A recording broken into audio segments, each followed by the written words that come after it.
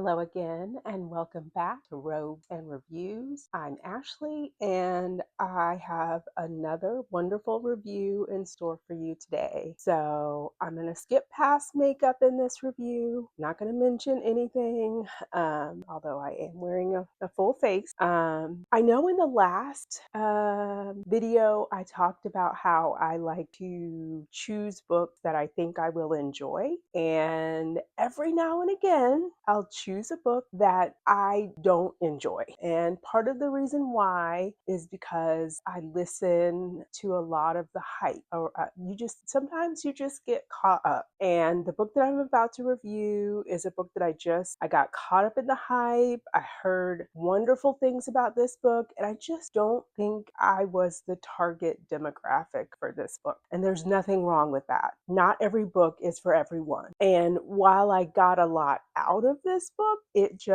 didn't resonate with me the way I was hoping it would.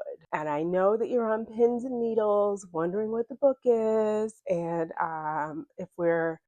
if you follow me on socials, or if we're friends on Facebook, you already know which book I'm talking about. But this book is Yesteryear, by Caro Clark Burke. And it's a super popular book. I mean, incredibly popular.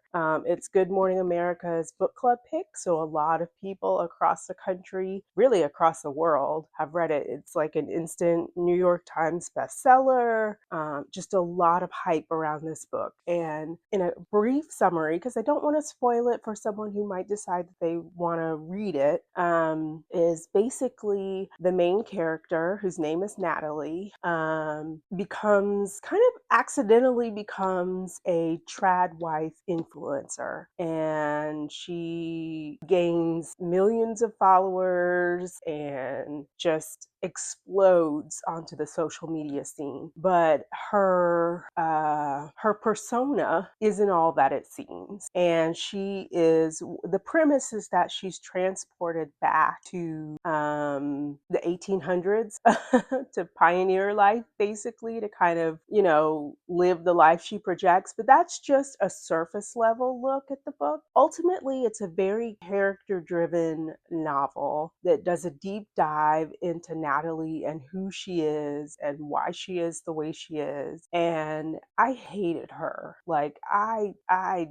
She just was not a good person. And I think all of the people around her were kind of aware of that, but they tolerated her anyway. And so it was really hard to like her, because I'm the type of person, I don't mind character-driven novels. I just want the character not necessarily to be likable, because I don't mind morally gray people either. I just want them to have at least some redeeming quality at some point. And I just never got that with her. And a lot of the other characters in the book were also annoying, with the exception of the children, who were redeeming for the book. But the rest of the adult characters, I was trash.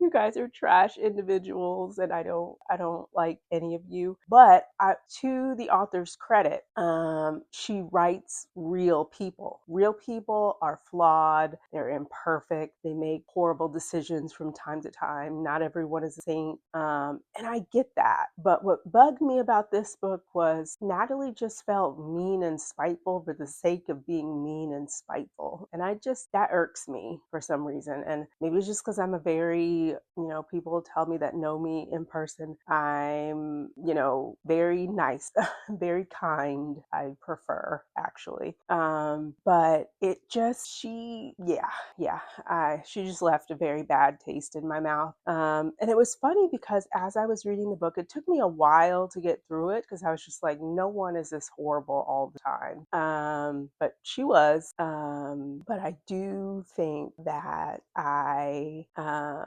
took so long to read the book because it was like a train wreck almost. Like, I wanted to see what was going to happen and I couldn't look away. But at the same time, it was just like, ooh, this is painful to get through. So yeah, but the writing in the book is beautiful. It's wonderfully written. Like I said, it's a great character driven novel. I just don't think I was target demographic for this book. It wasn't really my cup of tea. I am, I do work from home, but that's pretty much the end of my trad wife aspirations, I guess. Like, I have no desire to, be at home with 9 kids and, pregnant with another one. That just isn't the role that I like. Having adult friends and having a life outside of the home that speaks to me. And I'm not interested in making my own paper from scratch. Like, those are the types of things that I have zero desire to aspire to.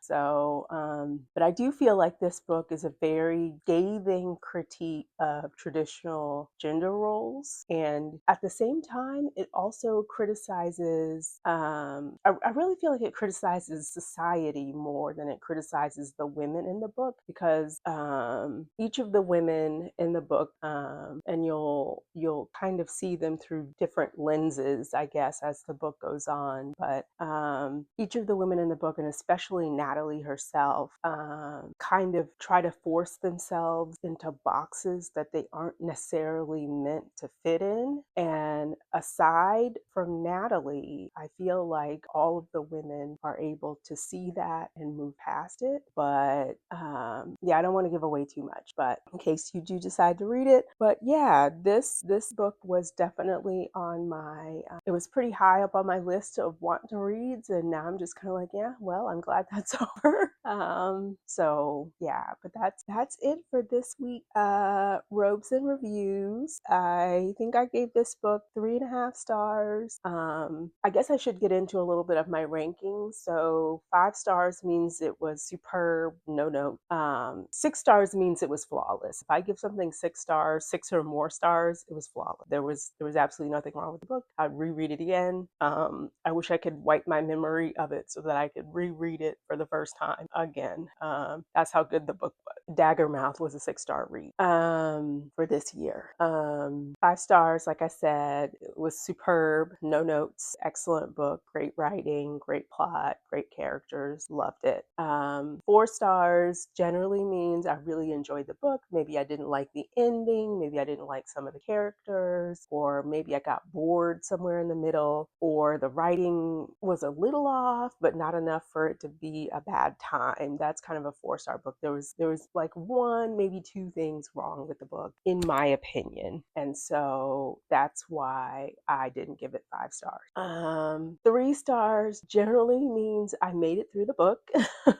It was fine. There were several things that I would have changed about the book, or I didn't like the storyline, or it dragged, or whatever. But I made it. I finished it. It was fine. It's okay. It's kind of you can take it or you can leave it. Read it if you want. Totally up to you. 2 stars is the writing was awful. Like, it was awful. I might have finished it, but it just wasn't worth my time.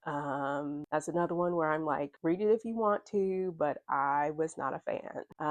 1 star means the book was just god awful. Like, I barely finished it, if I finished it at all. I think I've only ever given one book 1 star, and I think that was Tell Me Lies. Forget who the author, but y'all hated that. That was another character-driven book, and that was another book where I hated both of the main characters, and they were supposed to be in love, and I was like, I cannot. This is a toxic relationship. Why are we celebrating this? Why this? But yeah, that was a miserable book and a miserable time. I finished it. I think I read it at that point just to kind of get it over with. But yeah, and then I don't think I've ever given a book no stars, and then I don't want to say I've DNF books, but I've put books down for a while and just haven't picked them back up in a while. I've got a couple of books that are still on my shelf. Like, one book I can think of is, or one series I can think of is the Game of Thrones series. Like, I just put that down when the show came on. I didn't actually watch all of the show, but I stopped reading the books because I was like, if this is not going to be finished, when it became clear that, the author wasn't really focused on writing the books, kind of like, okay, well, I'm going to table this for now until he decides he's ready to write again. So far, it's been years, so kind of is what it is. And then yeah, I think that's it. I That's pretty much my rating system. I give most books between 4 and 5 stars. I'm pretty happy to please. Like if I say something is not to my liking, yeah. And I'm fine being in the unpopular opinion crew on this book. That's totally fine with me. I just don't think that this book was for me, and that's fine. Outside of that, I don't think I have anything else. So I will see you in the next one. Bye.